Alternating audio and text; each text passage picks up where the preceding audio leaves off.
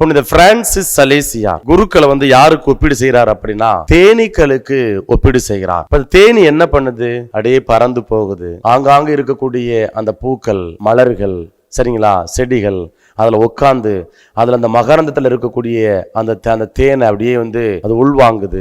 என்ன பண்ணா ஒரு அழகான ஒரு கூடு கட்டுது. கூடு கட்டி அது ரொம்ப சுவை கொடுக்கக்கூடியதாக, மருத்துவ குணம் மிக்கதாக அந்த தேனானது இருக்கிறது. அதே போலதான் இந்த குருக்கள் என்ன பண்றாங்க அப்படின்னா அப்படியே சிதறுண்டு கிடக்கக்கூடிய மக்களை அப்படியே ஒன்று சேர்க்கிறாங்க. வீடுகளை சந்திக்கிறாங்க, மருத்துவமனைகளுக்கு போய் நோயாளிகளை சந்திக்கிறாங்க. அதே போல துக்கம் நடக்கக்கூடிய வீட்டுல துக்கம் விசாரிக்க போறாங்க. கவலைப்படாதீங்க, நான் உங்களோட இருக்கிறேன், நாங்க இருக்கிறோம் அப்படின்னு சொல்லி ஆறுதல் கொடுக்கறாங்க. அதே போல நம்பிக்கை கொடுக்கக்கூடிய நல்லதொரு பணியாளர்களா குருக்கள் இருக்கிறாங்க. எப்படி இந்த தேன் நம்முடைய உடலுக்கு ஒரு சத்தான ஒரு உணவாக இருக்கிறதோ, அதே போல குருக்கள் என்ன பண்றாங்க அப்படின்னா தான் பணியாற்றக்கூடிய மக்களுக்கு சமயங்களை கடந்து, இனங்களை கடந்து என்ன பண்றாங்க? பிறருக்கு ஆறுதலை கொடுக்கக்கூடியவர்களாக, சோர்ந்து போன மக்களுக்கு நம்பிக்கையை கொடுக்கக்கூடியவர்களாக, பிறரை திடப்படுத்தக்கூடியவர்களாக, சுகம் கொடுக்கக்கூடியவர்களாக, கடவுளுடைய ஆசிரியை பெற்றுக் கொடுக்கக்கூடிய பிள்ளைகளாக, சாதாரண சாமானிய மக்களுக்கு வாழ்க்கையில ஒரு சுவாரஸ்யமான